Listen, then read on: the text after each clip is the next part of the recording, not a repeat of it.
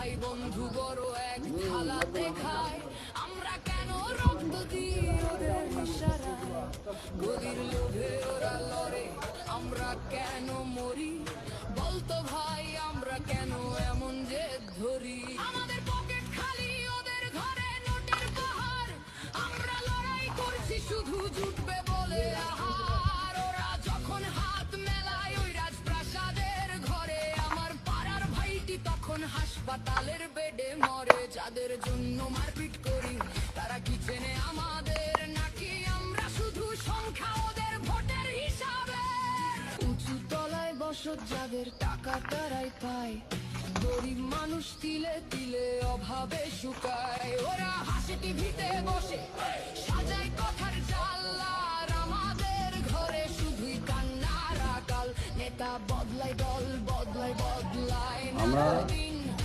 ঝড়খালি অঞ্চলের স্থানীয় এখানকার বাসিন্দা এখান থেকে দাঁড়িয়ে আছে, এখানে 267 নম্বর বুথ।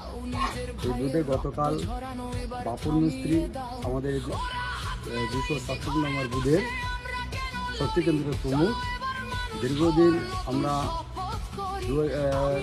7 তারিখের রেজাল্টের পর থেকে আমরা এই সরকার গঠন করি। এই সরকার গঠন করা আসার পরে আমাদের রাজ্য নেতৃত্বে সুনীল ভট্টাচার্য যে নির্দেশ আমাদের দিয়েছিল, সেই নির্দেশ অনুপাতে আমরা এই ঝড়খালি অঞ্চলটাকে আমরা শান্তি শৃঙ্খলা বজায় রেখেছিলাম।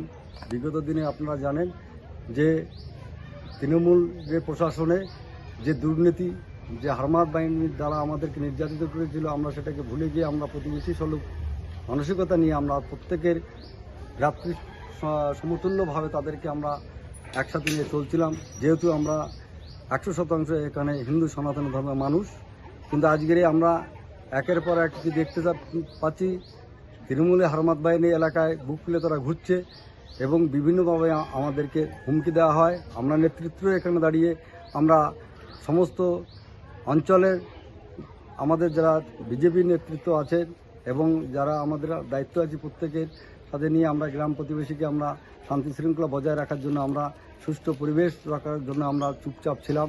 কিন্তু আমাদের সমীপ ভট্টাচার্য যিনি বলেছিলেন এবং মুখ্যমন্ত্রী শুভেন্দু অধিকারী বলেছিলেন যে যাদের 21 সালে প্রসপেক্ট ভাইলেন্সে যারা ক্ষতিগ্রস্ত হয়েছে তাদেরকে নিয়ে কেসের মধ্য দিয়ে আমরা আমাদেরকে ফয়সালা মিটিয়ে দেওয়ার কথা, কিন্তু আমরা সেই সমস্ত প্রস্তুতি পর্ব আমরা নিতে চলেছি।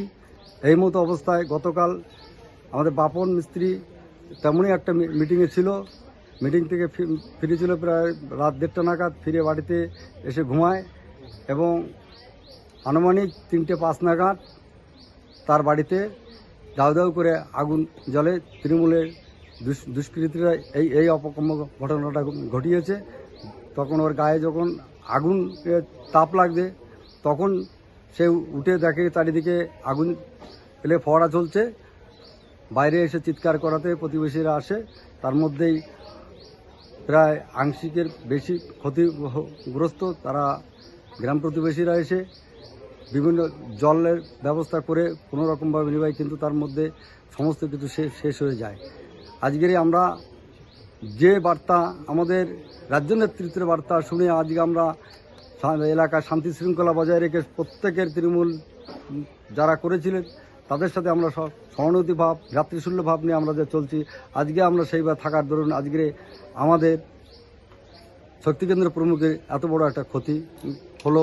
আজকে তার পুরো পুড়িয়ে মেরে দেওয়ার চেষ্টা পরিকল্পনা তারা করেছিল এই ছক।